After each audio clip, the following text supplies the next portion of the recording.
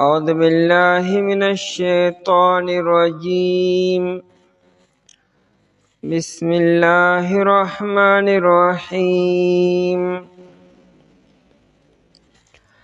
هو الذي أنزل عليك الكتاب منه آيات محكمات هن أم الكتاب وأخر متشابهات فأما الذين في قلوبهم زيغ فيتبعون ما تشابه منه ابتغاء الفتنة وابتغاء تأويله وما يعلم تأويله إلا الله والراسخون في العلم يقولون آمنا به كل من عند ربنا وما يذكر إلا أولو الألباب. هو الذي أنزل عليك الكتاب. اللہ تعالی آزاد چې نازل کړی دی پتا باندې کتاب منه آیاتن بعضی د دینا داسی آیاتون دی محکماتن چې مضبوط دی هن ام الکتاب دا آیاتون اصل د کتاب دی وَأُخَرُ مُتَشَابِهَاتٌ او نور آیاتونه دي چې متشابه دي.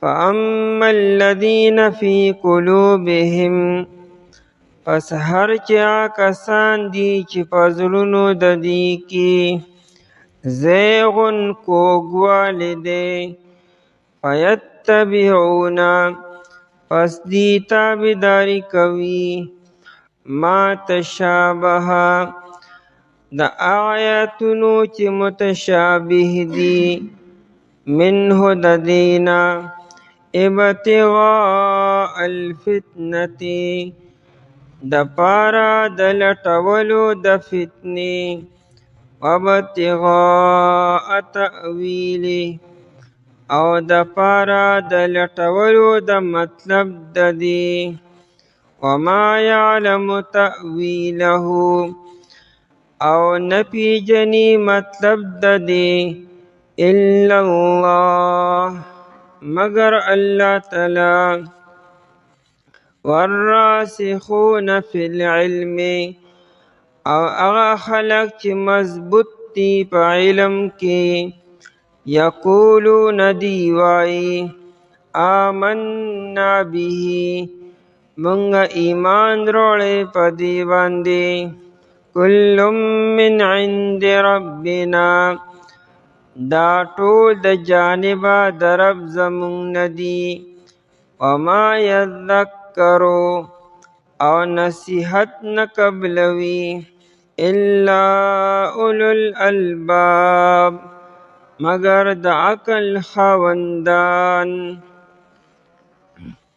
په آیت مبارکه کې رد د نجران په عیسایانو باندې چې کوم د شپېتو کسانو وفد راغلیو هغې نبی علیه السلام سره مناظره کوله په دې خبره چې عیسی علیه السلام د الله تعالی زوی دی او د الله تعالی یو جز او ټوکړه ده او دلیل یې په دې خبره نیسو چې قرآن کریم کې عیسی علیه السلام ته کلمت الله و روح منه ویل دی. کلمت الله د الله کلمه و روح منه د الله تعالی روح دیوی چې قرآن کریم کې عیسی علیه السلام ته د الله کلمه او کلمه خبرې ته وي یعنی د الله تعالی د خولې خبره او خبره د انسان د خولې نه راوځي، یعنې د هغه د بدن یوه حصه وي. وروح منه د الله تعالی روح، یعنې دی دا دلیل نیسه چې دا هم د الله تعالی یو جز او یو ټوکړه ده.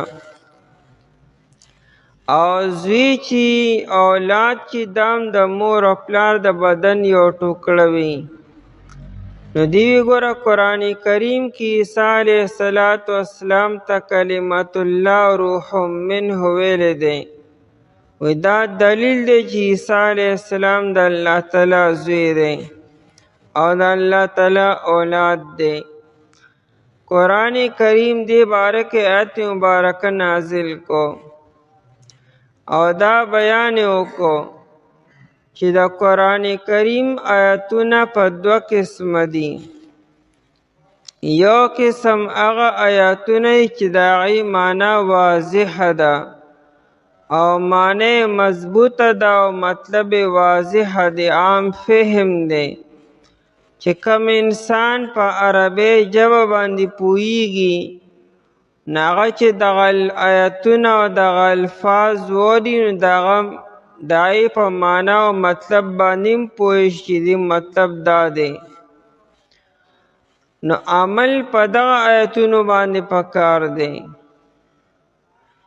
او د قرآن کریم بعضې آیتونه داسې دي چې د هغې معنا او مطلب واضح نه دی. دا نه چې ګنې بې مطلبه آیتونه دي، دا نه چې ګنې معنی نشته یا مطلب یې ګنې نشته، معنا او مطلب یې شته دی، خو لیکن خلکو دپاره د هغې معنا او مطلب واضحه نه دی.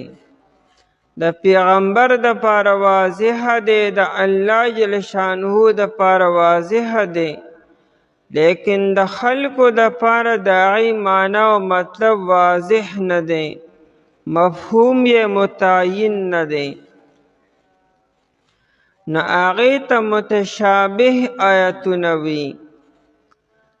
خلکو له پکار دی چې په هغې باندې ایمان ساتي چې دا آیتونه برحق دي او د دې معنا او مطلب برحق دی او رښتینی دی.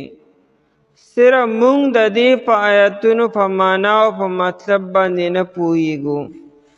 دا به نه وایو چې ګنې دا آیتونه بې مطلبه دي یا بې معنی دي، ګنې دې څه مطلب نشته، نه معنا او مطلب یې شته، خو زمونږ دپاره هغه معلوم نه دی او دا زمونږه قصور دی او زمونږه کوتاهي ده، زمونږه ظرف او زمونږه دا زړه چیرې زمونږ دا ذهن کمزوری دی او وړوکی دی، مونږ د دغه علم احاطه نشو کولی. نو دا متشابه آیتونه دي. مونږ له پکار ده چې مونږ د متشابه آیتونو مطلب به د خپل ځانه نه متعین کو، چې کم مطلب زمونږ په ذهن کې راغی نو بس دا مطلب به وي، نو داسې نه ده، بلکې مونږ به د دې آیتونو مطلب د هغه نورو آیتونو په رڼا کې به متعین کو به، چې کم واضح او محکم آیتونه دي نو د هغې د معنا او مطلب په رڼا کې به مونږ د متشابه آیتونو معنا او مطلب متعین کو به، خو د ځانه به مونږ معنا او مطلب نه روباسو. عیسی علیه السلام ته قرآن کریم کلمت الله او روح منه ویلی دی، او دا متشابه دی چې د الله روح نه مراد څه دی، د الله د کلمې نه مراد څه دی، او دا معنا او مطلب واضح نه دی. نو مونږ به دا دوه کلمې راوالو او د نورو آیتونو په رڼا کې به وګورو چې هلته څه وایي. نو قرآن کریم بل ځای کې قل هو الله احد الله الصمد لم یلد ولم یولد، الله تعالی یکتا دی، نه سره دویم او دریم نشته. لہذا دا عقیدم نری ساتل پکار چې د عیسی علیه السلام د الله تعالی یو حصه ده. یعنی درې خدایان نری، الله تعالی یکتا دی، یو دی. او قرآن وی لم یلد ولم یولد، الله تعالی څوک زیږولی نه دی، یعنی الله تعالی څوک پیدا کړي نه دی. اس څوک هم نری پیدا کړي، نه نارینه او نه زنانه. یعنی د الله تعالی د سره د اولاد نشته دی. قرآن کریم واضح دو ټوک انداز کې وی چې د الله تعالی اس قسم اولاد نارینه او زنانه نشته. نو مطلب دا چې عیسی علیه السلام د الله تعالی زوی نه دی. ولم یولد او نه الله تعالی د چانه پیدا شوی دی. ولم یکن له کفوا احد، او الله تعالی سره برابر او همسر څوک نشته، یعنی د الله تعالی بیبیم نشته. بل ځکه ولم تکن له صاحبة ولا ولدا، د الله تعالی ملګری او بیبی نشته، رفیق حیاتی نشته، او نه د الله تعالی څه اولاد شته. نو دا آیتونه بالکل واضح دي. دې معنا او مطلب باندې هر څوک پوهیږي چې څوک هم په عربۍ ژبه پوهیږي یا د عربۍ ژبې معنا او مطلب وګوري، نغره دې آیتونو په معنا او مطلب ورسیږي چې د الله تعالی بیبیم نشته، د الله تعالی اولاد هم نشته، نه نارینه او نه زنانه. نو بیا د کلمت الله او د روح منه دا معنا نه چې ګنې عیسی علیه السلام د الله تعالی جز دی، یا د الله تعالی ټوکړه ده، یا د الله تعالی اولاد دی. نو دغه روح منه کلمت الله براوالو دی آیتونو پرنا کې به وګورو. نو دای معنا دا شوه چې عیسی علیه السلام د الله تعالی په کلمه کن سره پیدا شوی دی. عام طور د اولاد پیدایش چې کیږي نو دا د اسباب ماتحت د مور او پلار نه کیږي. د مور او پلار د میلاپ نبی الله تعالی اولاد پیدا کی. عیسی علیه السلام والد صاحب د سره شته نه، صرف مور یې د بی مریم او د هغې رشته او واده نه دی شوی. اوس الله تعالی بی مریم علیه السلام چې یو پاک دامنه بیبي ده، قرآن کریم د هغې ګواهي کې والتي احصنت فرجها، بی مریم علیه السلام د خپل ځان انتهایی حفاظت کړی دی، خپل لمن یې پاک ساتلی ده. نو هغې خپل لمن داغداره کړې نه ده. او بیا بی مریم علیه السلام اولاد پیدا کیږي د کم ځای نه پیدا شو؟ نو دا په کلمې د کن سره چې جبریل علیه السلام راغی او د بی مریم علیه السلام په ګریوان کې پوکی وکړو، هغه پوکی نه تعبیر وکړو په کلمت الله او په روح منه سره. نو د عیسی علیه السلام ولادت او پیدایشو دا یو معجزتن شوه دی. نو چې معجزتن اوشت نو لحاظه د الله تعالی نه زوی شو او نه د الله تعالی چې کوم دی هغه عیسی شوه. او په کائنات کې داسې ډېرې خبرې شوي دي. د صالح علیه السلام اوښه چې ده نه خو د بل یوښې نه پیدا، د الله تعالی په کلمې سره پیدا شوې ده. نو آیا دا څوک جرأت کولی شي چې د دغه یوښې نسبت الله تعالی ته وکړي چې ګنې دا د الله تعالی ګنې څه اولاد نعوذ بالله نسبت وکړي؟ قرآن کریم خدای باره کې ناقۃ الله د الله اوښه او د دغه یوښې مور نشته دی. نو آیا دا جرأت څوک کولی چې دغه اوښې نسبت څنګه چې د عیسی علیه السلام الله تعالی چې الله تعالی عیسی ده او جز دی او اولاد دی، آیا د دې اوښې باره کې دا خبر څوک کولی شي؟ نو د اوښې خو نه مور شته او نه پلار شته. د عیسی علیه السلام خو بیا هم چې کوم نو مور شته دی. او لږ مخکې به لاړ شو په انسانانو کې د بیبي حوا علیه السلام مور او پلار کم دي. هغه هم د آدم علیه السلام د پختې نه پیدا شوې ده. او دارنګې د آدم علیه السلام مور او پلار کم دي. نو دا باره کې به څوک څه ووایي؟ د آدم علیه السلام باره کې خو عیسایان هم دا نه وي چې دا ګنې د الله تعالی جز دی یا ګنې د الله تعالی زوی دی. حالانکې د آدم علیه السلام خو نه مور شته او نه پلار شته دی. او د حوا بیبي خو نه مور شته او نه پلار شته. نو د هغې باره کې خو عیسایان دا نه وي چې دا د الله تعالی لور ده یا د الله تعالی زوی دی. نو دلته عیسی علیه السلام د الله یو بنده دی. نو آیت کې بیان دی چې د قرآن کریم آیتونه په دوه قسمه دي.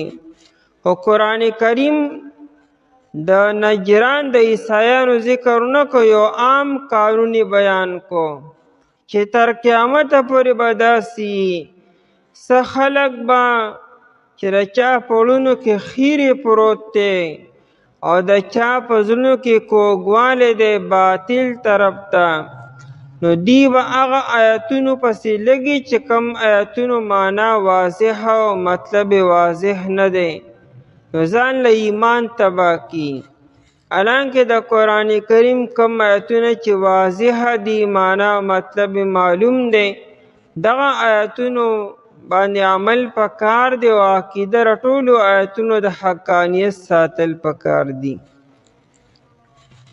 والذي انزل، الله تعالی آزاد تے انزل علیک الکتاب چې نازل کړی پتا باندې کتاب قرآن کریم یادی. منه آیات محکمات، د قرآن کریم آیتونه په دوه قسمه دي. بعضې ردی کتاب نه آیتونه دي محکمات چې مضبوط دي. محکمات جمع د محکمتون ده او دا محکمتون د احکام نه دی او احکام مضبوطولو ته وي. نو دا آیتونه مضبوط دي. مضبوط مطلب دا دی چې معنا او مطلب یې متعین دی، واضح دی، دو ټوک دی، څه ابهام پکې نشته، څه اشتباه پکې نشته، معنا کې پټوالی نشته. دا نه چې ګنې څه آیتونه مضبوط دي او څه ګنې کمزوري دي.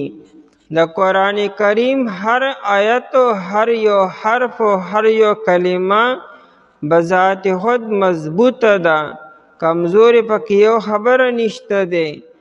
خو دا مضبوطوالی د معنا او د مطلب په اعتبار سره چې معنا او مطلب یې واضح دی، دو ټوک دی، پای کې څه ابهام نشته دی.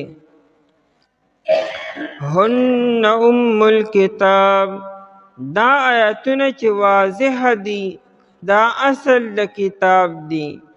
د کتاب د اصل مطلب دا چې ایمان بم په دې ساتي، عمل بم په دې کې خپل زندگی به دې آیتونو مطابق تیرې ځکه چې دا واضح دي. واخر متشابهات، او نور آیاتونه، واخر یعنی آیات اخر متشابهات، او نور آیاتونه متشابهات متشابه دي. متشابه معنا څه ده؟ هم شکل کېدلو، یو شان کېدلو، یکسا کېدلو. لکه دوه څیزونه چې بالکل یو شان شي او دای منځ کې فرق کول په ظاهره کې ګران شي. فرق پکې وي خو فرق پکې ډېر باریک وي. نو په ظاهر نظر سره فرق پکې نشي کولی، دې ته متشابه وي. او دلته د متشابهات معنا دا چې د هغې معنا او مطلب چې نه واضح نه دی، هغې کې پوشیدګي ده، ابهام دی پکې، پټوالی دی پکې. بیا د متشابهات په 3 قسمه دي. یو هغه دی چې د هغې معنا او مطلب بالکل نه دی معلومه، هیچ چاته هم نه معلوم، صرف الله جل شانه ته او پیغمبر علیه السلام ته. لکه دا حروف مقطعاتو د دې سورتونو په شروع کې چې دا کم حروف دي، الف لام میم، الف لام را او قاف وغیره، د دې معنا او مطلب امت ته بالکل نه دی معلوم. دا متشابهات دي. یو انسان که هر څومره سوچو کې په دې باندې، نو دا الله تعالی هغه مطلب او مراد دی نشي متعین کولی په خپل علم سره.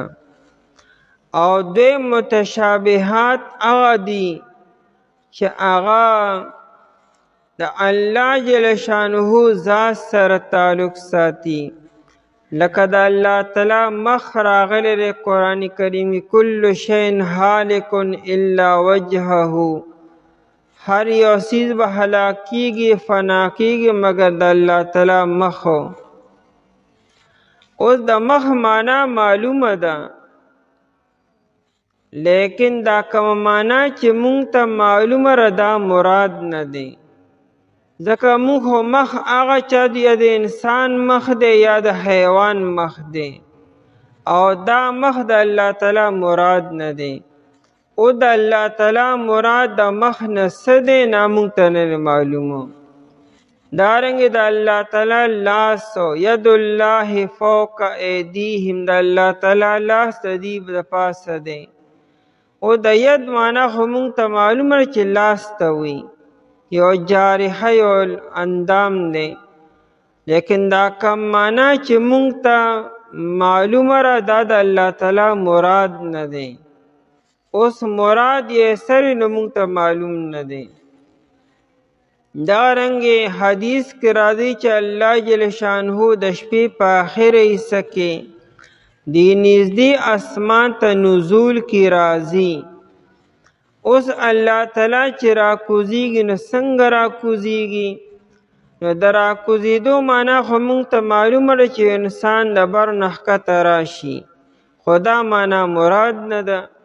اوس چې کوم مراد دی موږ ته معلوم نه دی، نو دا متشابهات دی ته وایي چې کم معنی معلومه ده نو هغه مراد نه دی، او چې کم مراد دی موږ ته معلوم نه دی. نو د دې معنا او مطلب به موږ د ځان نه متعین کو. موږ به دا ایمان ساتو چې د دې کوم حقیقي مراد او مطلب دی هغه الله جل شانه ته معلوم دی، او موږ به د ځان نه متعین کو، نه به خپل ذهن کې یو ښه نقشه او یو خاکه به جوړو. لیکن وروستو علما کرامو چې کوم متاخرین دي، نای د گمراهۍ نه د بچ کېدو دپاره دې سره لازمي معنی متعین کړي دي. یعنې د نزول نه مراد د الله تعالی رحمت دی، او د ید نه مراد د الله تعالی قدرت او طاقت دی. لکه عام طور محاوره کې خلکو د ما لاس مضبوط دی، څه مطلب ما څه طاقت او قوت دی. او د مخ نه مراد د الله تعالی ذات دی. خو بهر حال چې کوم حقیقي معنی د الله تعالی دی چې کوم مراد دی موږ ته نه دی معلومه. او دریم قسم هغه آیاتونه دي چې پای کې احتمالات د ډیرو معنو وي، یعنی یو لفظ دی پای کې 2 معنی 3 معنی 4 معنو احتمال دی، چونکه عربی او وسیع ژبه ده، یو لفظ په ډیرو معنو باندې استعمالیږي. او دې کوم معنا متعین ده، نو عام خلک دا معنا نشي متعین کولی. چې کم د دې خلق او ماهرین دي چې چاله الله تعالی دا علم ورکړی دی نو هغوی بیا ردی معنا او مطلب متعین کولی شي. نو فرمایي چې د متشابه آیتونو معنا او مطلب چې ته متعین کې نو د محکم آیتونو په رڼا کې به متعین کې، نه ځان به یو معنا او مطلب نه بیانې. فاما الذین فی قلوبهم، پس هر چا کسان دي فی قلوبهم زیغون چې په زړونو دای کې کوږوالی دی. زیغون کږېدلو ته وي، د حق نه یو طرف ته اوړېدل ته زیغون وي، چې رچا په زړونو کې خیرې دی او باطل طرف ته میلان دی. نو فیتبعون دی تابعداري کوي ما تشابه منه، هغه آیاتونو پسې چا متشابه دي، هغه واضح آیاتونو پسې نه لګي، هغه نه مني او نه یې باندې عمل نه کوي، په دې نورو آیاتونو پسې نښتي، په دې تحقیق او ریسرچ کې لګیا دي. ابتغاء الفتنة، او دا په دغه آیتونو پسې چې نښتي دي او پیروي یې کوي نو دا دې لپاره چې حق معلوم کړي. ګوري چې یو کوږوالی یو غلط تاویل وکړي چې خلک ګمراه کړي، د خلکو په ذهن کې شبهه پیدا کړي، د خلکو په ذهن کې هغه اعتراض پیدا کړي، یو اشکال پیدا کړي، لکه منافقانو به دا کارو. د نبی علیه السلام د مجلس نه چې راووتلو نو د منافقانو به داسې یو خبر راواغسته، یو پوینټو چې دا نبی علیه السلام دا خبره څه وکړه، دې څه مطلب و.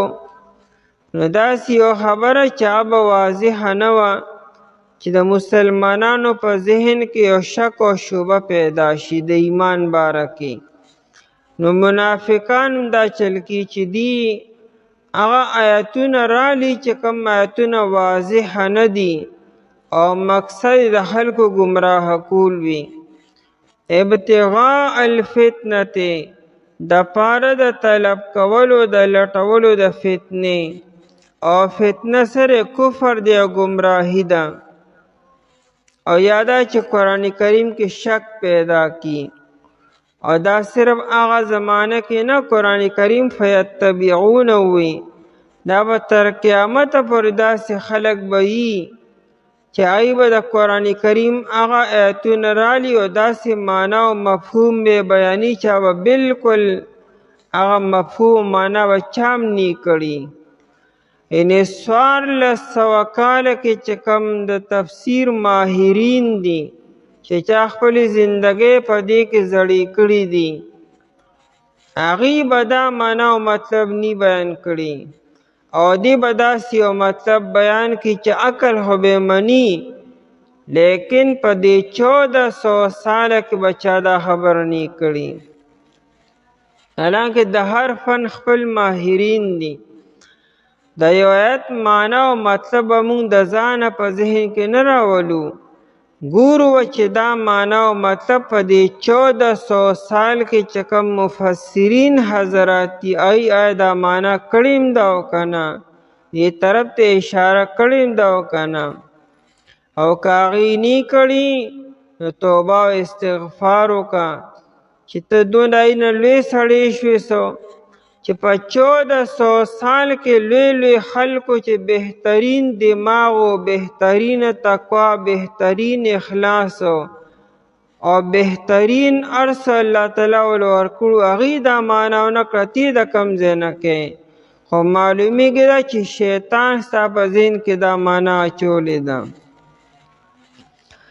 ابتغاء الفتنة، د پاره د لټولو د فتنې. یو زنانه د قرآن کریم تفسیر لیکي، ناغوی چې میزایل چیرې دا په قرآن کریم کې الله تعالی دې پیشنګویی کړې ده، او میزایل قرآن کریم کې دې ذکر دی، کم ځای کې ذکر دی؟ قرآن کریم چې یا معاشر الجن والانس ان استطعتم ان تنفذوا من اقطار السماوات والارض فانفذوا لا تنفذون الا بسلطان. یا الله تعالی انسانانو ته او جناتو ته وی چې تاسو زما د کائنات نه نشئ وتی الا بسلطان مگر په سلطان سره.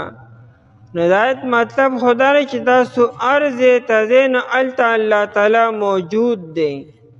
که تاسو په ځمکه کې که اسمان ته خیږئ که بل خوا ځئ ارض کې د الله تعالی قدرت موجود. دا معنا ده. هغه دا معنا کی چې الا بسلطان د کائنات نه تاسو په سلطان سره وتی شئ. او سلطان د سلطتون نه دی او سلطتون هغه میزایل ته وایي. نو ماته تاسو په میزایل کې کین د کائنات نو باروزه تاسو د قرآن کریم نه میزایل ثابت کو چې په دې سره تاسو د راکټ سره او دې سره تاسو د کائنات نه بار وتی شئ. نو معنا سوی قرآن کریمو مفهوم سا بیانی وغت نصر و باسی. نو دا په هر زمانه کې ودا سی باطل خلق بی چې داسی و معنا بکی چا بچام نی کړي او دی بیو کی نو خدا د شیطان د طرف نه. وابتغاء تأویله او د پاره د لټولو د معنی او د مطلب د دی یعنی تحریف کول واړي خپل ذهن چې کوم خبره کړي را اپ کې ځان له روباسي او ګوري. ظاهره خبره چې انسان په ذهن کې او خاکه جوړه کی او دی ګور چې دا خاکه قرآن کریم کې ثابت کما او ګرځي اور پسې چې قرآن کریم نه دا خبرې روباسما چې ته په دغه ذهن باندې ګرځي تا ته به خامخا څه میلو شي داسې. حالانکه انسان له خالی و ذهن قرآن کریم ته کښېنستل پکار دي او بیا ځان پویه کول پکار دي. وما یعلم تأویله او نه پیژني مطلب د دې ته د متشابه آیتونو معنا او مطلب نه پیژني الا الله مگر الله تعالی. جمهور مفسرین وی چې په الا الله باندې به وقف کې دا الا الله به والراسخون سر یوځای کې بنا ځکه د دې الا الله نه رستو میم راوړی دی او دا میم اشاره وقف لازم ته ده چې دلته وقف خامخا وکړه. امام شافعی رحمت الله علیه دا الا الله والراسخون سر یوځای کې هغه یوځای وایا او زمونږ امام ابو حنیفه رحمت الله علیه وی چې الا الله باندې وقف وکړه ساواله او بیا د والراسخون نه شروع وکړه. والراسخون فی العلم او خلق چې مضبوط دي په علم کې چې رچا په علم کې رسوخ ته مهارت ته او علم یې مضبوط ته یقولون اغیوائی آمنا به من ایمان دروڑ دے پدی باندے چې کم دے کہ پا قرآن کریم نہ پوئے سمح بس منگ پدی باندے ایمان دا حق تے و دا سچ تے بس منگ پہ نہ پوئے گو.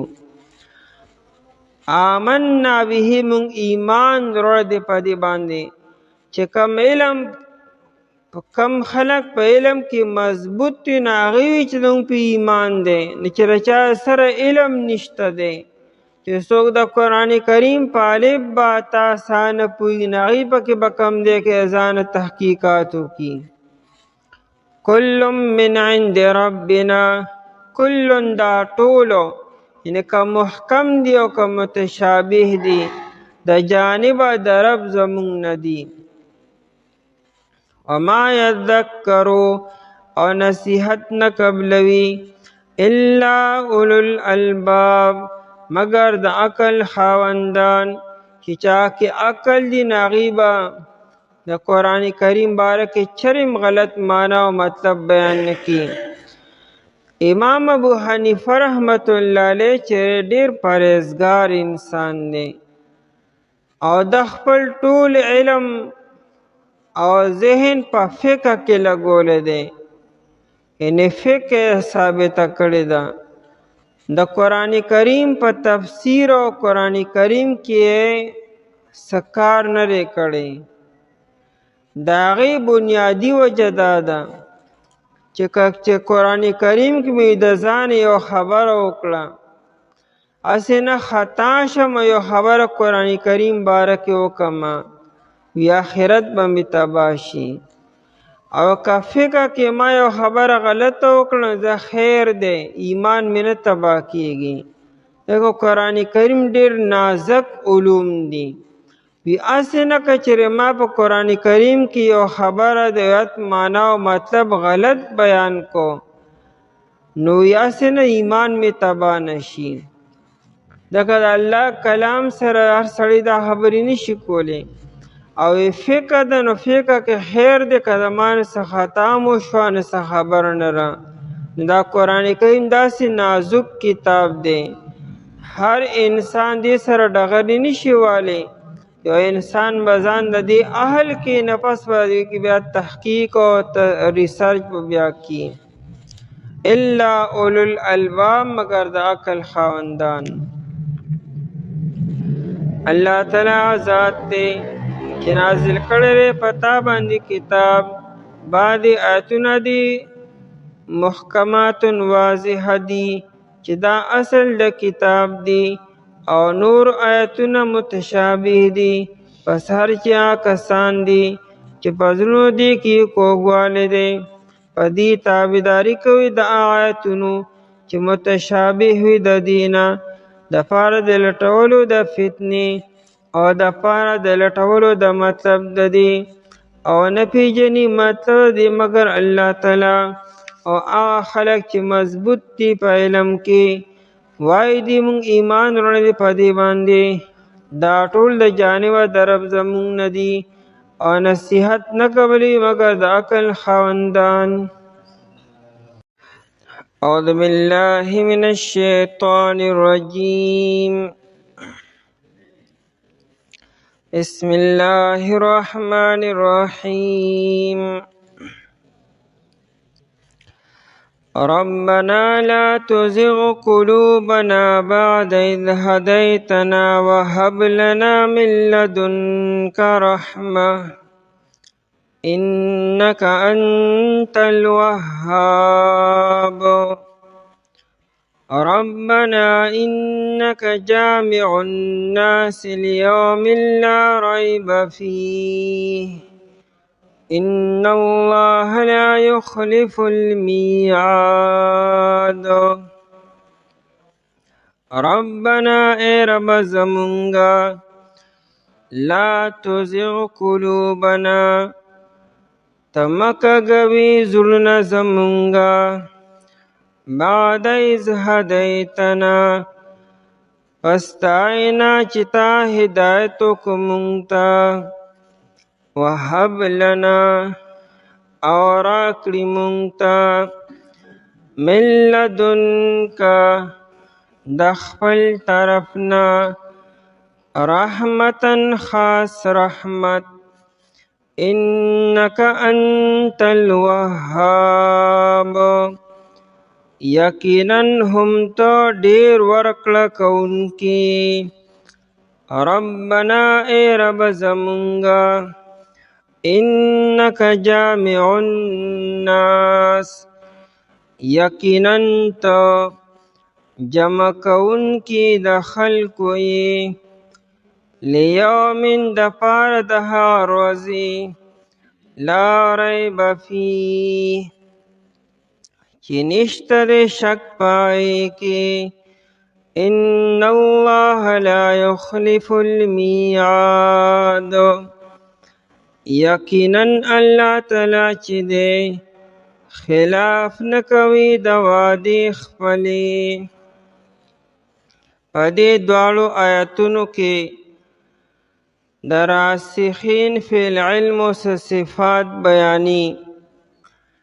د مخکې آیت کې د هغه خلکو بیان شو چې هغوی په علم کې مضبوط دي، هغوی دا اقرار کی چې د قرآن کریم تمام آیتونه که واضح دي او که متشابه دي، دا د الله تعالی را طرف نه زموږ په دې باندې ایمان دی.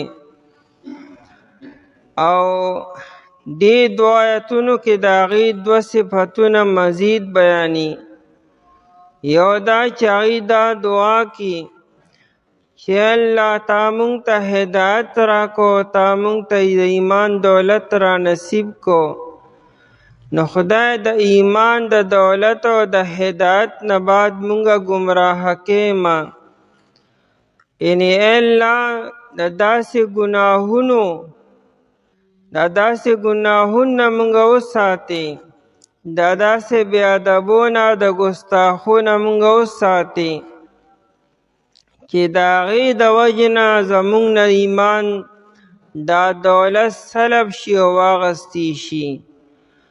الله تعالی خود به خود د چا نه ایمان نه اخلي. بنده داسې ګستاخي وکړي، داسې عمل وکړي، داسې ګناه وکړي، داسې بې ادبي وکړي چې الله تعالی وایي چې ته د ایمان د دولت اهل نه، نو الله تعالی د ایمان دا دولت د ده نه واخلي. الله تعالی بغیر د څه وجې نه چا سر ظلم او زیاتی نه کي. د ایمان دا دولت د الله تعالی یو هبه او هدیه ده، یو تحفه ده. او الله تعالی چې د چا نه خوشحاله شي هغه ورکي. د انسان له د هغې قدر پکار دی، قدرداني پکار ده. اوس چې دا انسان دغه د دولت او د سرمایې ناقدري وکړي، ګستاخي او بې ادبي وکړي، نو الله تعالی دغه تحفه د ده نه واپس والي. نو دا راسخین فی العلم دا دعا کی چې خدای داسې ګناهونو نه مونږ وساتې چې دا ګناهونو د وجې نه، د هغې د نحوست د وجې نه زمونږ نه د ایمان دا دولت نصیب شي او ته زمونږ زړونه کاږه کې باطل طرف ته او ګمراهۍ طرف ته. او دعا کی چې خدای مونږ په د ایمان باندې کلک او مضبوط کې تر دې چې زمونږ خاتمه په ایمان باندې وشي او خاتمه هم چې ته په کفر باندې ونشي، ځکه دارومدار په خاتمې باندې دی. انما الاعمال بالخواتیم، د اعمالو دارومدار په خاتمې باندې دی. چې خاتمه د چا څنګه وشو نو حشر به هغه شانتي کیږي او نتیجه به هم هغه شانتي روځي. که ټول عمر دې په کفر کې تیر شوی او آخري زمانه کې الله تعالی د ایمان دولت نصیب کو او د ایمان په حالت کې دنیا نړۍ کامیابی، او که ټول عمر دې په نیکو اعمالو کې او د ایمان په حالت کې تیر کړی دی او آخرنۍ زمانه دې په کفر باندې وشوه نو بس لړۍ تباه شي. لکه شیطان والی، شیطان په زرګونو کاله د ایمان په حالت کې تیر کړي دي خو لیکن خاتمه په کفر باندې کیږي نو تباه دی. او که د انسان ټوله زندگی په کفر حالت کې تیر شوه لیکن آخرنی زندگی سمه وه، لکه صحابه کرام رضی الله تعالی عنهم د ایمان نه مخکې خو په جهالت کې وو، خو الله تعالی ولا چاله 10 کاله مخکې، چاله 20 کاله مخکې، چاله 1 ورځ مخکې د ایمان دولت ورکو، کامیاب دي صحابه شو. او دارنګه د راسخین فی العلم دویم صفت داري چې ردی په بعث بعد الموت باندې ایمان دی چې د قیامت ورځ دا به قایمیږي او دا برحق ده او انسان چې مړ شي د مر نه پس به دی دوباره ژوندی کیږي به. نو دام د ایمان دپاره یو لوی علامت دی چې انسان به دا عقیده ساتي چې انسان مړ شي نو خبره ختمه نه شوه، د مړ نه پس خو ایله خبره شروع به شي بیا. اصل سترګې خو به د مړ نه پس کولاویږي. نو باس بعد الموت مدی ایمان ساتي. ربنا اے رب زمونگا، دا ربنا نه مخکې یقولون دی، یعنی دا چې کم خلق په علم کې مضبوط دي نو د هغې یو علامت دا دی چې دا دعا کی، یعنی هغې بېغمه کېږي نه، مطمئن کېږي نه، هر ټیم په یره کې وي. مؤمن به هر ټیم په یره کې وي، مؤمن به بېغمه کېږي نه د خپلې خاتمې نه.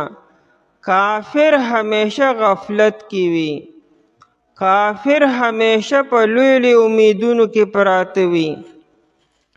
الله وله زندگی ډیره ورکړي لیکن دی په غفلت کې پروت وي، په ګناهونو کې مبتلا دی او بېغمه دی، وي کېږي به.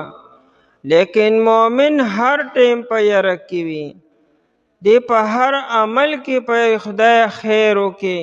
ځکه مؤمن سره یره ډېر ولې د الله تعالی شان بېنیازي ورته مهیتوي چې الله تعالی بادشاه ذات دی او چاته ضرورت نشته. زمون الله تعالی ته ضرورت دی او د الله تعالی هیچاته هم ضرورت نشته دی. انبیاء کرام علیهم السلام ډیر زیات د الله نه یریږي، حالانکه ډیر لوی خلق دی، ډیر پوه دي نو ډیر زیات یریږي.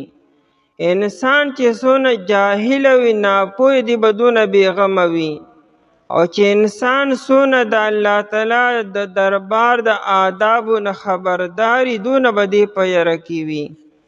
نو ربنا ای رب زمونږه لا تزغ قلوبنا، دی دا دعا کی چې مه کږوې زړونه زمونږه. ازاغ یزیغ معنی فاسدېدل او خرابېدل، چې یو څیز خراب شي. خدای زمونږ دا زړونه خرابې ما، دا زړونه زمونږ سم شوي دي په ایمان باندې، دا نور د ایمان زړه ته کوز شوی دی، داړه سم شوی دی. د انسان زړه ته چې څونه د ایمان دا رڼا کوزیږي او جمع کیږي دون اړه سمیږي، او چې څونه د ایمان ترې وځي دون اړه خرابیږي.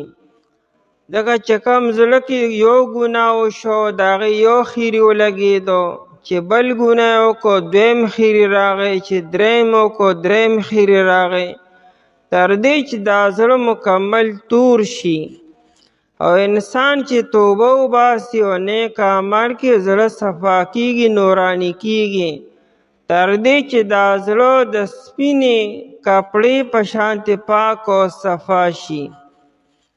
نو لا تزغ قلوبنا، ته مه کږوې زړونه زمونږه، بعد اذ هدیتنا، پس د عینه چې تا هدایت وکړو مونږ ته، تا مونږ ته هدایت دا دولت را نصیب کو، د دې نه بعد مونږه مه ګمراه کوې.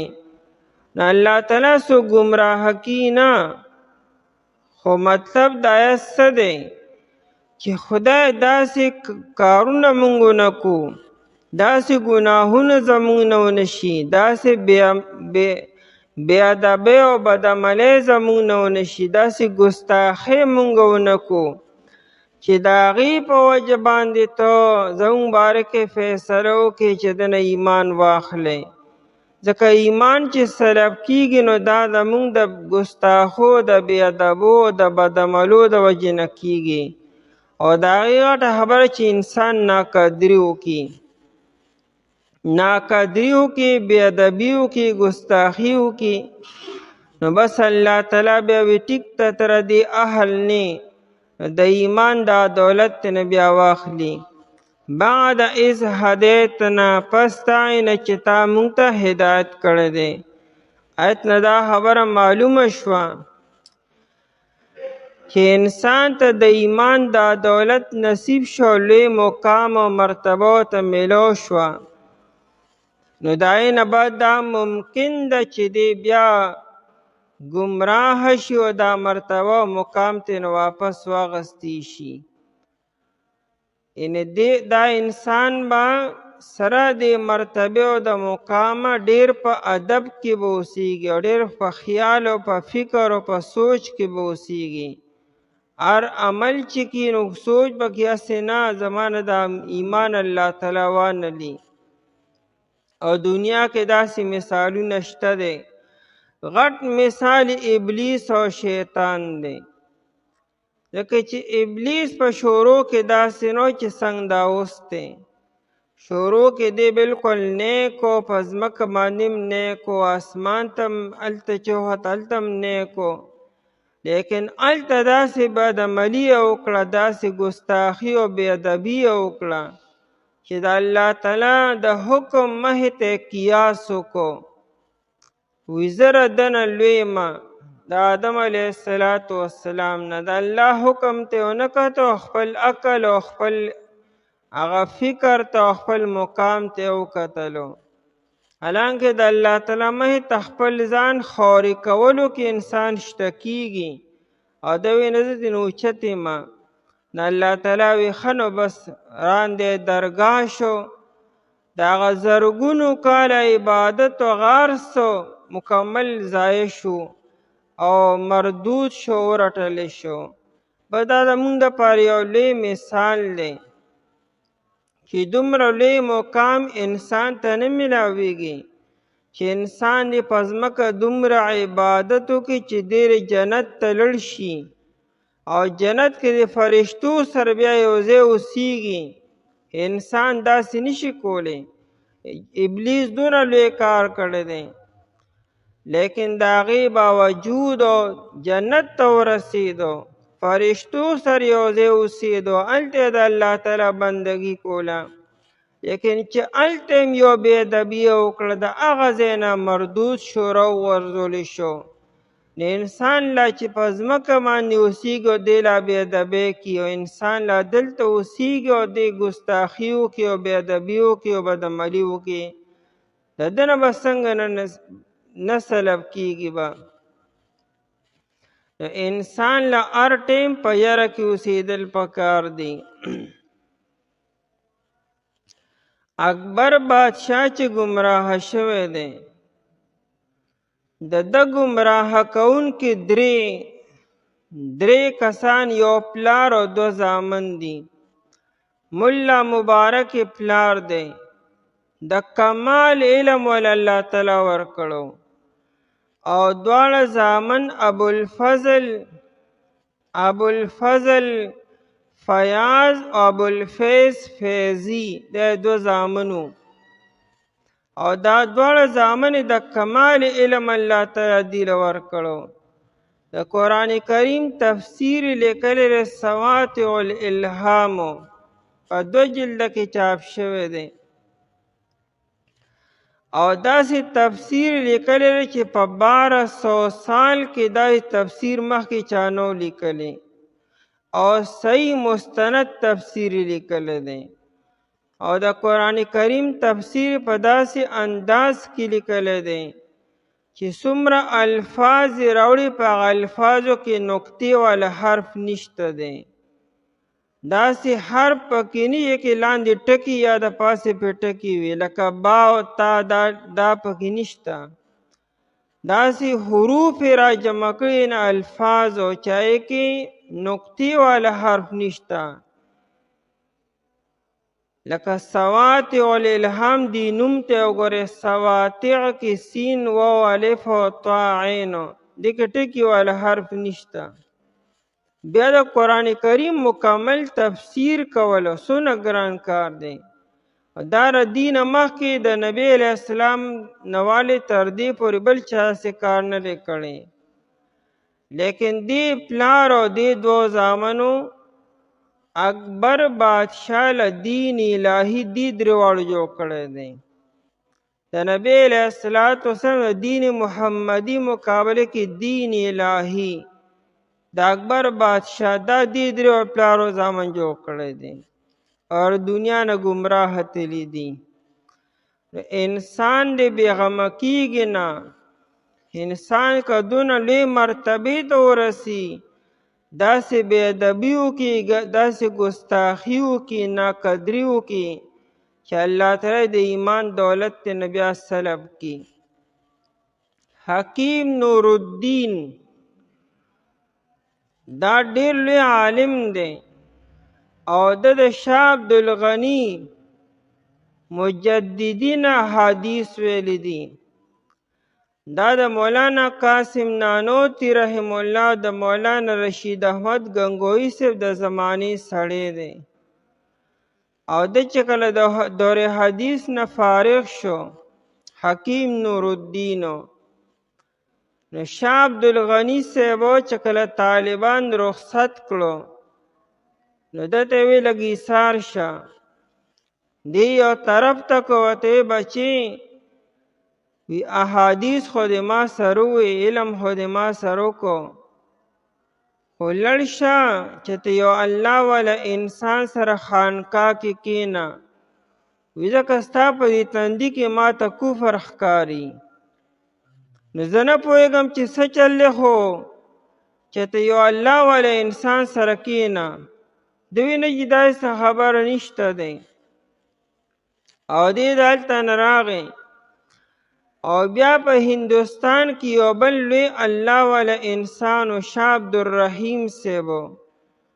هغه دی وتی بچی ستا په دې تندي ما ته کفر ښکاري او د یو مدعي نبوت یو داسې انسان چې اب د نبوت دعوه کې د هغه مرید ما ته ښکاري او داغه مشیر او معاون ما ته ښکاري دوی داسې خبره نشته او بیا چې کله غلام محمد قادیاني د نبوت دعوه وکړه دی په کشمیر کو د کشمیر نه راغی او دته وی چې جی تاسو کله اعلان وکړئ د نبوت لومبني او ما ته وایي زه لومبې بیعت زه کوم او بیا چې هغه اعلان وکړ لومبني مرید یې دی شو او د غلام محمد قادیانی چې څومره کتاب ټول بکواسه ډول لیکلی دي او بیا د هغه د مر نه پس بیا لومبني خلیفه هم دی شو خلیفه اولو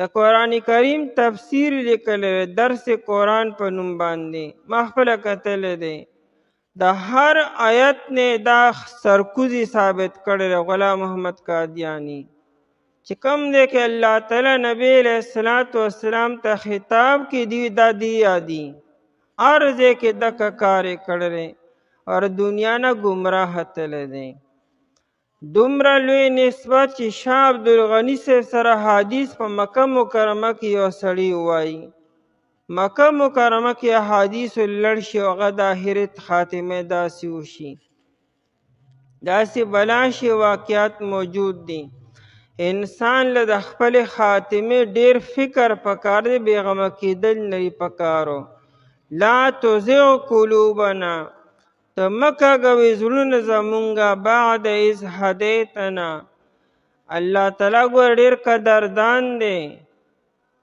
الله جل شانه شان بے نیازی چې ښکاره کی اسی نه ښکاره کی چې کله انسان سره د علم ناقدری وکي او سره د علم ګستاخی وکي او بې ادبي وکي او بار باری کی بیا رانیسي ورنه الله تعالی دومره قدردان ذات دی چې دومره قدردان به مور د زوی دپاره نی او پلار به د زوی دپاره نی بل څوک هم نشي کېدی الله جل شانه انتهایی مشفق او مهربان ذات دی خو داسې قسمه واقعات کله راځي چې کله انسان کې انانیت پیدا شي او کله انسان وي چې زه یم د الله تعالی مقابله کې ودرېږي بیا د الله تعالی داسې هغه فیصلې بیا کی وهب لنا من لدنک او راکی مونږ ته د خپل طرف نه رحمتن خاص رحمتن مراد استقامت ته په دین باندې خدای خاص رحمت مونږ ته راکې یعنې مونږ په دین باندې کلک او مضبوط کې من لدن کې وي وهب لنا من لدنک رحمتا، خدای مونږ ته د خپل طرف نه خاص رحمت راکې. عربي څه ناشنا ژبه ده.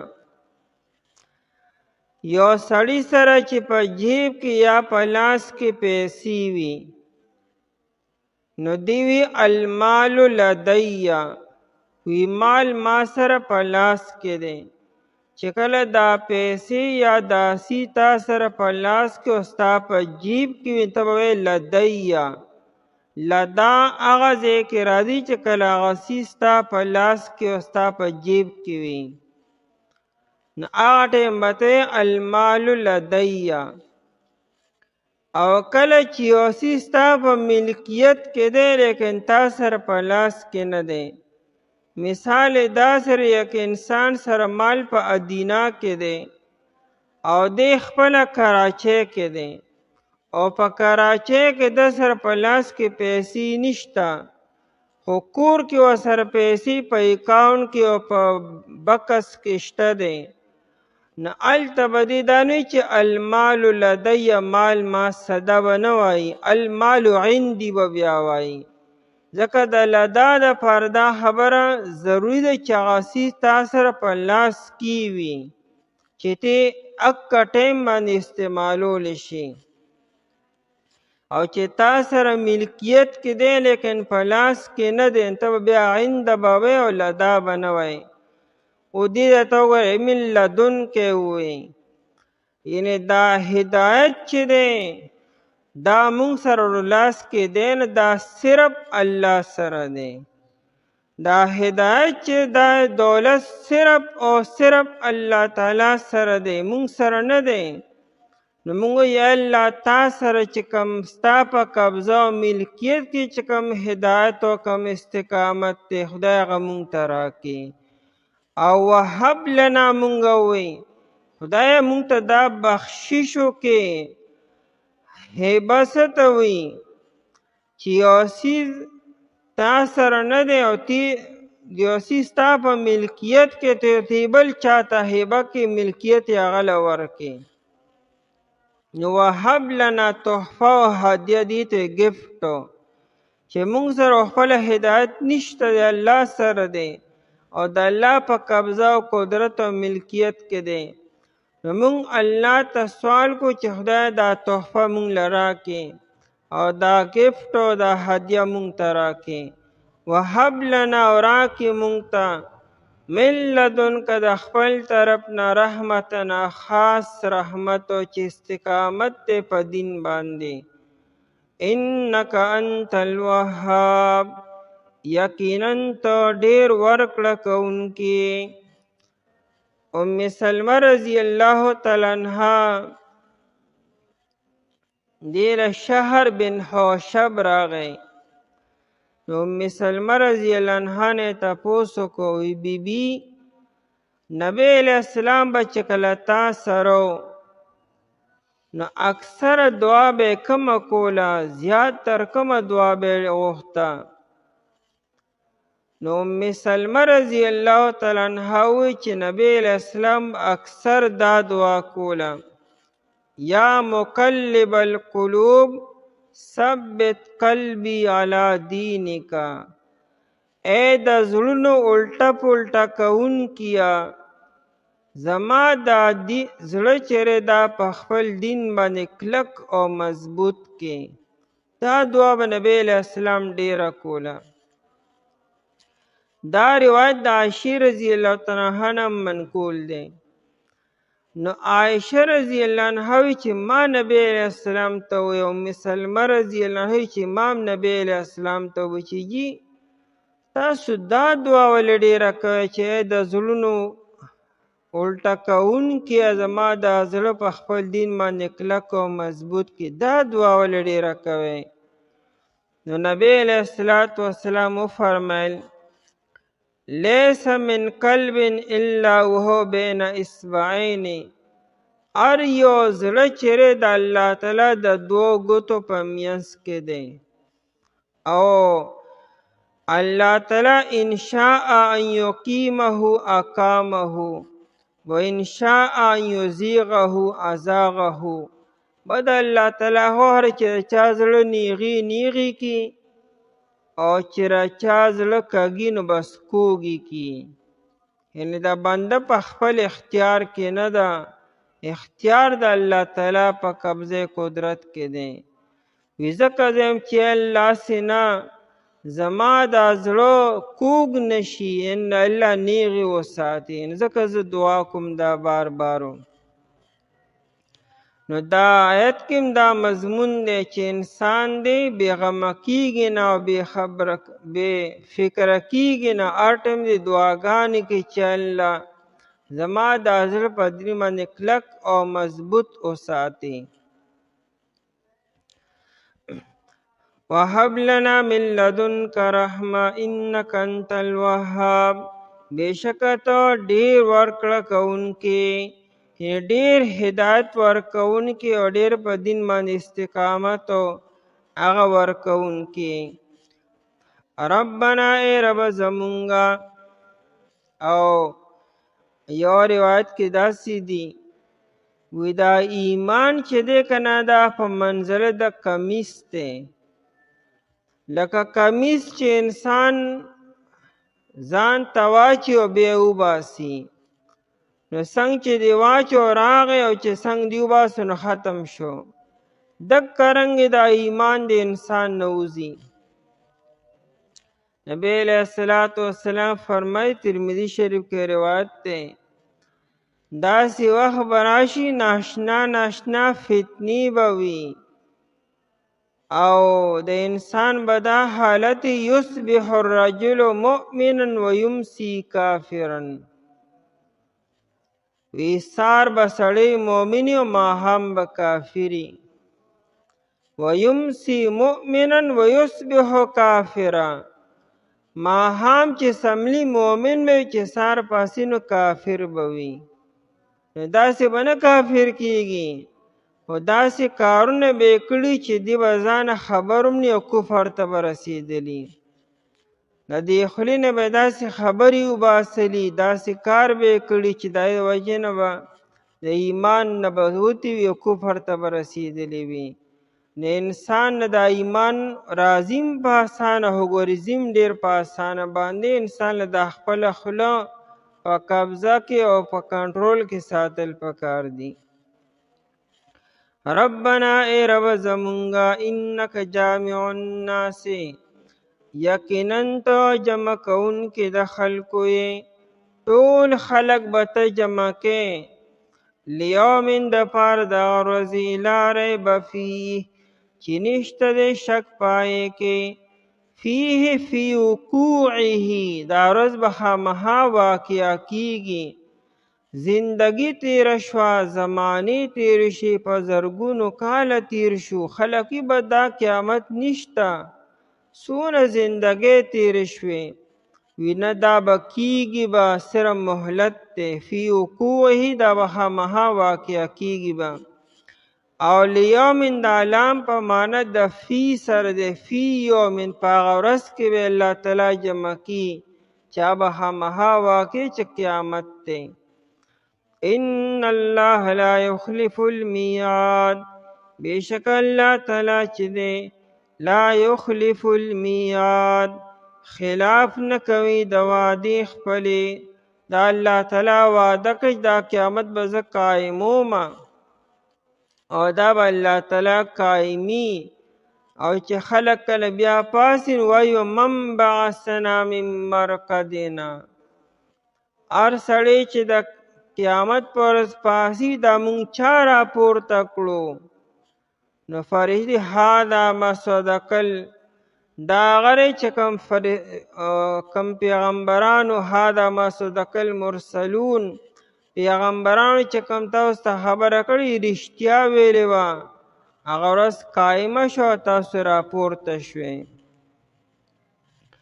ای رب زمونږه مه کږوئ ته زړونه زمونږه په ستاینه چې تا هدایت کړی دی مونږ ته، او راکې مونږ ته د خپل طرف نه خاص رحمتو. بېشکه ته ډېر ورکړه کوونکي. ای رب زمونږه یقینا ته جمع کوونکی د خلکو یې په هغه ورځ کې چې نشته شک پای کې بېشک الله تعالی چې دی خلاف نه کوي د وعدې خپلې. اعوذ بالله من الشیطان الرجیم بسم الله الرحمن الرحیم إن الذين كفروا لن تغني عنهم أموالهم ولا أولادهم من الله شيئا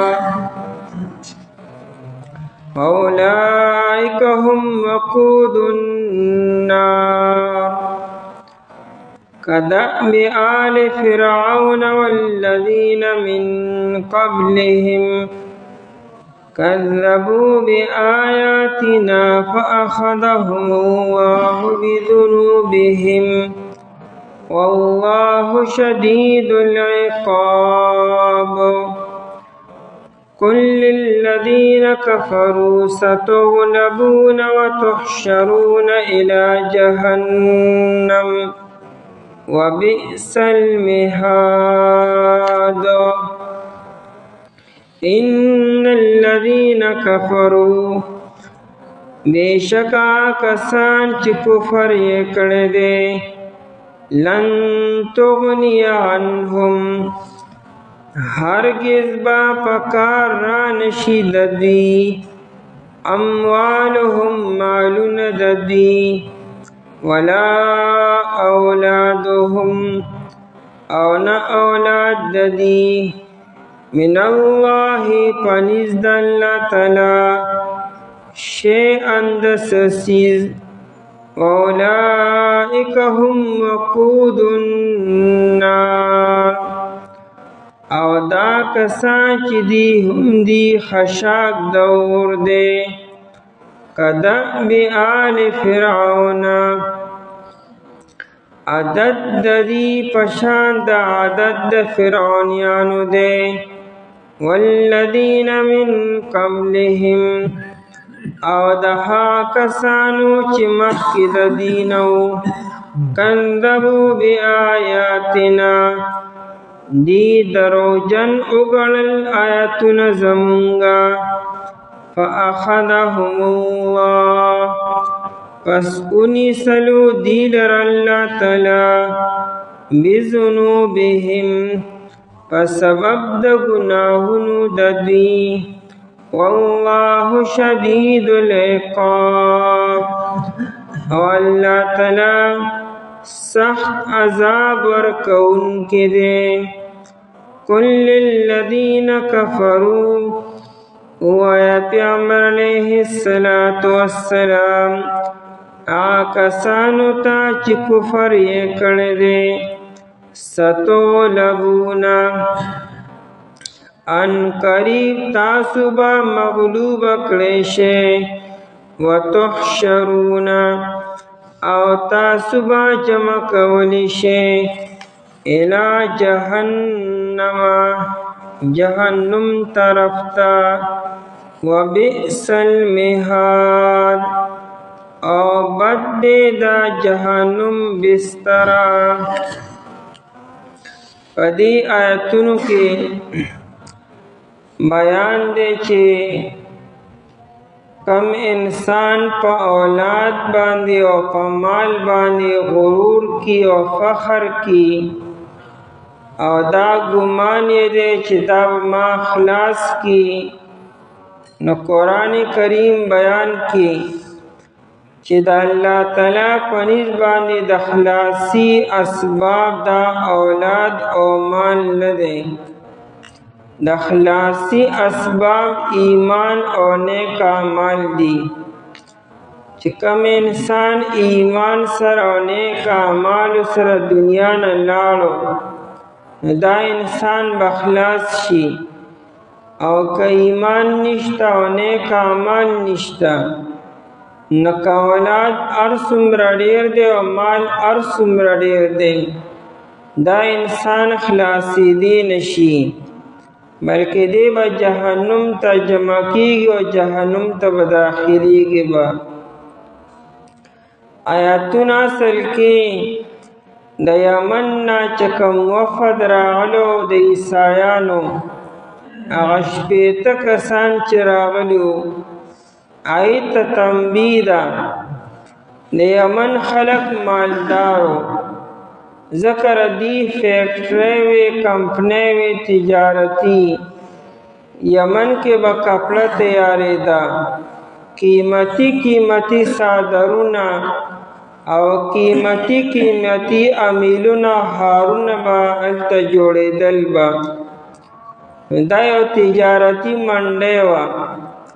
د مکې مکرمې خلک به یمن ته تلو، هلته به دا سامان وړل او خرڅول به.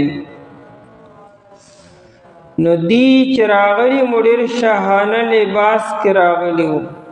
صحابه کرام رضی الله هم چې دا شپېته کسان ولیدو، دی چې کومې چوغې او څادرونه اچولي وو نو هغې ووایي چې دومره ښکلی لباس او قیمتي لباس مونږ د چا نه دی لیدلی. قرآن کریم دې کې دا بیان کی چې که تاسو په دې خپل تجارت باندې او په مالونو باندې او په اولاد باندې فخر کوئ او غرور کوئ او دا ګمان هم دی چې ګنې مونږ به په دې باندې کامیاب شو، نشئ کامیابېدی. کامیابی په ایمان او په نیکو اعمالو کې ده. قرآن کریم بیان کی چې را دې زمانې د کافرانو د منکرینو مثال بالکل د فرعونیانو په شانتې دی. څنګه چې فرعونیانو تکذیب وکړو، معجزات یې دروغجن وګڼلو، د موسی علیه السلام لوی معجزاتو، دین داسې کې د نبی علیه السلام معجزات نه مني. نو چې څنګه د فرعونیانو انجامو دا شان انجام به د دې زمانې د خلکو وي. ان الذین کفروا، یقینا کسان چې کفر یې کړی دی، انکار یې وکړو د الله د آیتونو نه. آیتونو نه مراد د قرآن د آیتونو هم دي او د آیتونو نه مراد معجزات او دلایل هم دي. نو چې چا هم دا کار کړی دی، قرآن کریم د نجران د عیسایانو نوم وانغستو، خبرې عامه بیان کړه. هر یو کافر چې دی، که د هرې زمانې دی، که د یمن دی او که د مکې مکرمې دی او که د بلې زمانې دی او که دغه زمانې دی.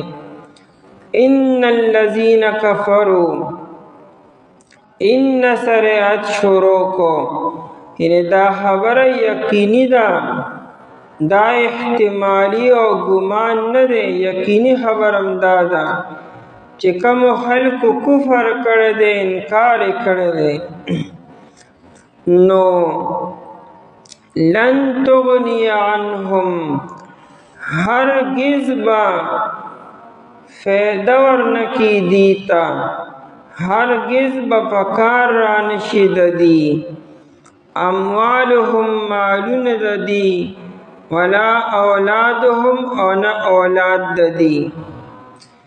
انسان سره لومړی مال راشي، د مال نه پس بیا سره اولاد راشي.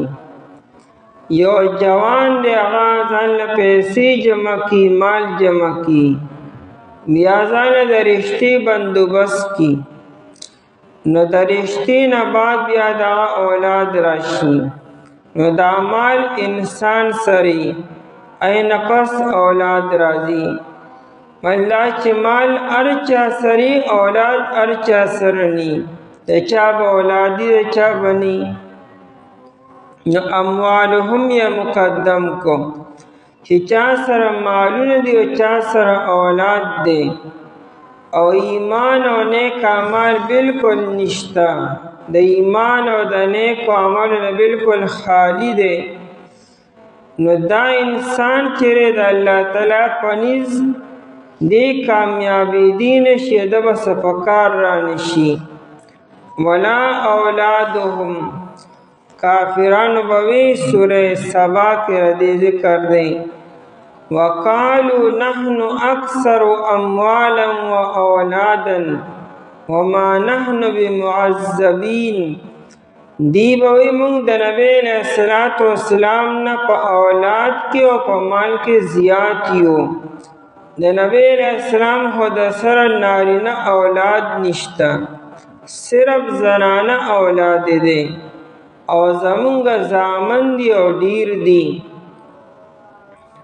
د ولید ابن مغیره لس زامنو دارنګ د نور کافران ډیر زامنو بلدا چې نبی علیہ السلام سره مال بالکل نو او دی سره مال او دولت ډیر زیاتو دا جاگیردار او سردارانو نو دیو په دې خبره فخر کو وقالو نحن اکثر اموالا و اولادا لہذا ما نحن بمعذبین نو مونږ ته عذاب نشي ملاوي دي دکه چې دونه مال اولاد انسان سری دي دا خلاصولی شي یا په مال سره یا په اولاد سره نو قرآن کریم وی چې څوک دا خیال او دا ګمان کی نو مال او اولاد د الله په نس پکار ناراضي قرآن کریم بل ځکه داسي وي یوم لا ينفع مال ولا بنون الا من اتى الله بقلب سلیم د قیامت ورځ چې دا پدا ورځ باندې انسان ته مال او اولاد فایده نه ورکوي مالون ولا بنون نکری راوړي دي د مال اس قسمه فایده انسان ته نشي ورکولی دنیا کې چې انسان باندې حالات راشي گرفتار شي په یو مصیبت کې پریشانی کې بیا د مال د لپاره سبب وګرځي د خلاصي مال باندې ډېر کارونه کیږي خلک وايي پیسہ پینګ تماشا دیکھو چې پیسې شته نو یار سشته دی پیسلاس کې د پیسې نور سشته دی نو په پیسې باندې او په مال باندې انسان ځان خلاصي او دارنګه په اولاد باندې خلق وای زمام مټي مضبوطی دي زمام لام مضبوط رولی اولاد میں دے زامن مشته دے پکار و میراشی په سخت کې نو قرآن کریم دا خیال او دا تصور چې دا چا په ذهن کې وینه دا ختمی چې نه دنیا کې ټیک ته عارضی طور باندې انسان مال اولاد پکار راضی لیکن آخرت کې مال اولاد پکار نه راضی ہاں کدا اولاد نیک عمل او صالح دی او پد کې په خپل ایمانم شته دی بیا به د اولاد د انسان پکار راشي انسان مرشي او مؤمن وي او د نشاط نیک عمل او صالح اولاد پاتې شي نو نبی علیہ الصلوۃ والسلام فرمایي اذا مات ابن آدم انقطع عنه عمله ابن آدم چې کله وفات شي د خپل اعمالو سلسله بند شي لیکن درې خبرې جاری وي پای کې یو نیک عمل او صالح اولاد دی چې دا نیک عمل او صالح اولاد باندې عمل کی نو داغی ثواب دی پلارتا و دی مورتم رسیگی خو اغم علاوی چکل دا کم منشیر دا مومن وی ایمان حالت کی وی اولادم نیک عمل و صالح وی کدا سڑی پخپل کافر دے اگر چولاد نیک عمل و صالح دے دا اولاد دا نیک عمل کی دل دا پلارتا پکار نرازی و فیدہ و تنور کوي لکه نبی علیہ السلام والے نبی علیہ السلام په خپل لوی شخصیت ته لیکن تر ابو طالب سے بھی مومن نه دی ابراہیم علیہ السلام په خپل لوی پیغمبر دی لیکن پلار ایمان والا نه دی پیدا نه ورکیا دا نه چې دا پلار په خپل ایمان والا دی لیکن اولاد ایمان والا نه دی او نه نیک عمل او صالح دی، نو بیا د اولاد به پلار ته فایده نه ورکوي. نوح علیه السلام په خپل لوی شخصیت دی لیکن زوی کنعان ایمان والا نه دی، هغه پلار ته فایده نشي رسولی. نو د فایدې لپاره دا دواړه خبرې ضروري دي چې اولادم نیک عمل او صالح او پلارم چې نیک عمل او صالح وي. اموالهم مالونه د دي ولا اولادهم ولا اولاد د دي من الله د الله تعالی په نسبت دي. کدلن تغنی امانه مونږ داو کو چې پکار بن راځي او یا فایده بن ورکوي، نو بیا من الله دا من پمانه دا عند الله د الله تعالی په نسبت دي.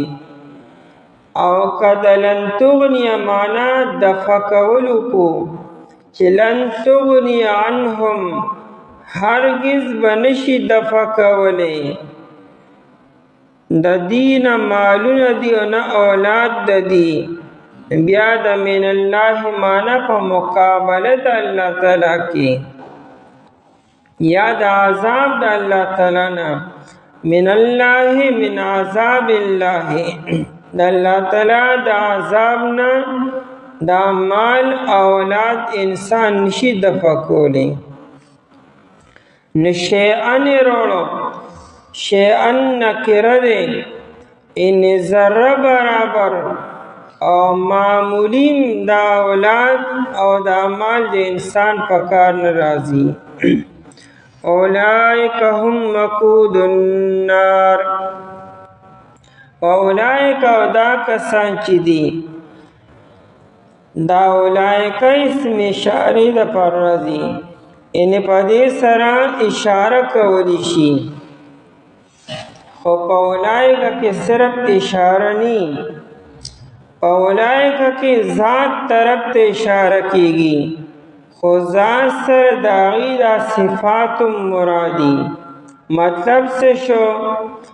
دا کوم خلکو چې کفر کړی دی او د دې کې دا صفاتونه چې دی په خپل اولاد باندې او په مال باندې تکیه کړې ده او دا اعتماد لري چې دا مال اولاد به زمونږ په کار راشي، نو دغه خلکو چې کفر هم کړی دی او په خپل اولاد او په مال باندې اعتماد او تکیه هم ده، دغه صفاتونه والا خلک چې دی هم وقود النار.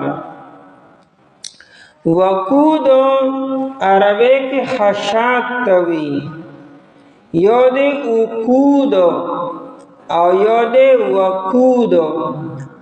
دو دا پاس چی پیشن وقود نو دا بلولو توی اور بلولو، او دو دا پاس چی زبری وقود نو دا بیا خشاک توی.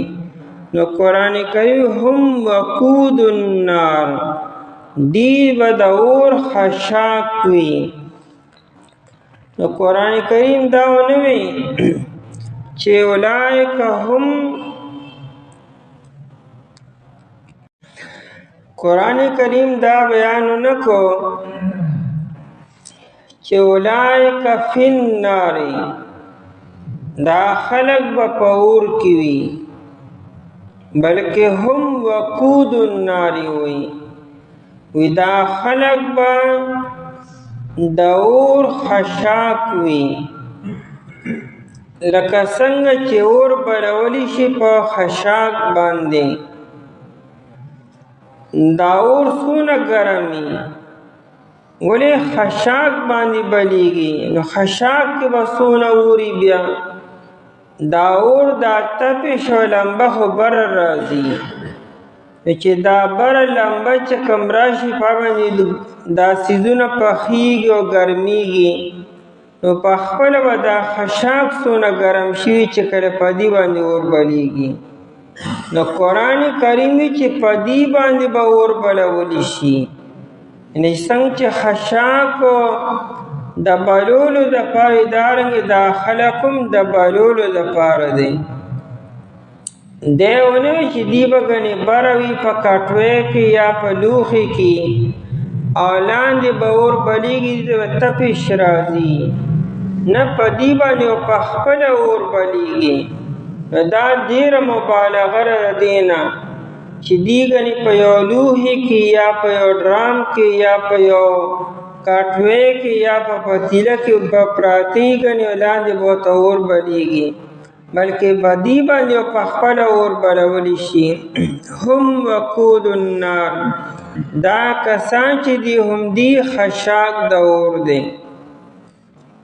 کدأب آل فرعون، دأبهم کدأب آل فرعون، د دې خلکو عادت چې دی دا بالکل د فرعونیانو د عادت په شانتې دی، یعنې ردی حالت او ردی شان او ردی صفات دا بالکل د فرعونیانو په شانتې دی.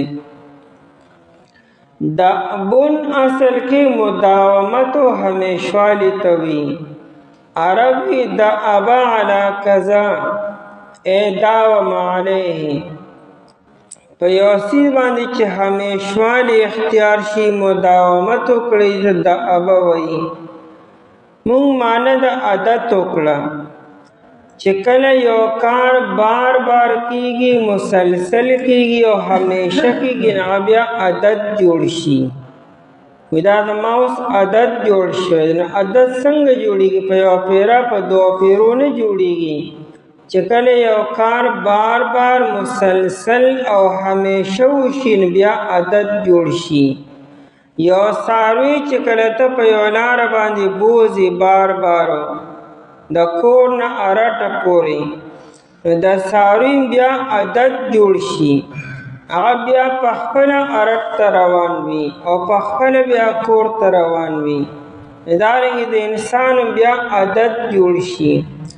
نو دا دأب کدأب آل فرعون، عادت د دې په شان د عادت د فرعونیانو دی. فرعونیان یاد کړو، فرعون یاد نه کو. د فرعون د مشیران او سرداران او وزیران چې وناغي سرکشي کړې وه، نو چې د چا ماتحتو سرکشي کړي د هغې دا حالي، چې چا په سرکشۍ باندې اماده کړي وي. فرعون د خپل وزیرانو مشیرانو سرداران په سرکشۍ باندې او د موسی علیه السلام په مقابله باندې آماده کړو. نو هغه سردارانو هغه وزیرانو او مشیرانو هم د موسی علیه السلام مقابله کې شو. نو په خپله فرعون به څونه سرکشه و. فرعون خو په خپله د انا ربکم الاعلی دعوه کړې وه او سردارانو به سر په سرکشۍ کې مخکې وو. نو قرآن کریم آل فرعون یاد کو، د فرعونیانو، چې فرعونیان داسې په خپله فرعون خو د هغې نه زیات په سرکشۍ کې و. او فرعون ځکه یاد کو چې په مخکنو قومونو کې فرعون لوی سرکشه تیر شوی دی. ځکه مخکنو قومونو کې که قوم عاد دی، که قوم ثمود دی، که قوم شعیب دی او یا که بل قوم دی، هغې د رب کېدو دعوه نه راکړې چې موږ رب یو. خو فرعون په خپله د ربکم الاعلی دعوه کړې وه. نو د فرعون سرکشي د نورو اقوامو نه زیاته وه. فرعون ځکه یاد کو. کدأب آل فرعون، پشان د عدد د فرعونیانو. والذین من قبلهم، او دا خلقو چې د مخکې دینو یا فرعونیان نه چې کوم مخکې وو، لکه هغه د صالح علیه السلام قوم دی، د نوح علیه السلام قوم دی، دارنګې د هود علیه السلام قوم شو، د لوط علیه السلام قوم شو، د شعیب علیه السلام قوم نو څنګه چې هغې سره څه وشو دې سره به هم دقه کېږي. کذبوا بآیاتنا، دې ټولو فرعونیانو د فرعون نه مخکې چې کوم اقوامو دې ټولو څه چل کړو، په دې کې نور هېڅ قسمه کمې نو که کامې او نه صرف دې خبرې چې ایمان او نیک عمل پکې نو. یعنې د هغوی د تباهۍ اسباب غربت او فقر نو، بلکې د تباهۍ اسباب صرف دا خبره وه چې دې کې ایمان او نیک عمل نو. کذبوا بآیاتنا، دی تکذیب وکړو. تکذیب چاته دروغجن ویلو، د دروغ نسبت کولو ته تکذیب وایي. دی تکذیب وکړو، دروغجن یې وګڼ زمونږ آیتونه. او زمونږ آیتونه مراد چې کوم معجزاتو هر نبی سره او یا هر نبی له الله تعالی چې کوم احکامات ورکړو، کوم کتابونه ورکړو، کوم آیاتونه ورکړو، دی د هغې تکذیب وکړی دی دروغجن وي. نو بس د هغې د وجې نه فاخذهم الله. یو کافر چې نه الله تعالی هسې نه رانیسي، یعنې کافر که چې صرف کفر اختیار کړي، د پیغمبر تکذیب هم نه کړي، دارنګې پیغمبر ته دروغجن هم نه وي، د پیغمبر د معجزې انکار هم نه کړي، بس وي نه منم، بس صرف دونه خبر وکړي، په دې الله تعالی نه رانیسي. خو کله چې یو کافر د معجزې انکار وکړي او پیغمبر ته دروغجن وي، نو بیا الله تعالی رانیسي. نو فاخذهم الله، پس الله تعالی ونیسل دی لرا، الله تعالی رونیسلو. اخذ الله چې کله وویل شي نو مراد نه سزا ورکولی او عبرتناک پکړ ته ویل کېږي. اخذهم الله، الله تعالی ونیسل دی لرا، او د الله تعالی د نیسل نه مراد عبرتناک سزا ده. هر یو قوم ته چې الله تعالی سزا ورکړې ده نو هغه عبرتناک وه. فاخذهم الله، پس الله تعالی ونیسل هغې لره، دغه مخکنو قومونو لره. ولې؟ بذنوبهم، په سبب د ګناهونو د دي. ذنوب جمع د ذنبون ده، او ذنبون ګناه ته وي. ذنبون د ذنب نه دی. ذنب په اصل کې لکې ته وایي، او د ذنب اصل معنا رستو. نو دی لکې ته هم ذنب ځکه دا هم رستو وي. دی ګناه ته بیا ولې ذنب وایي؟ چونکې د ګناه نه وروستو بیا عذاب او پکړ وي، نو ځکه دی ګناه ته ذنب ویلی شو. ورنه ذنب اصل کې د ذنب نه دی، او ذنب هغه لکې ته وي. د ذنب جمع اذناب راځي او د ذنب جمع ذنوب راځي.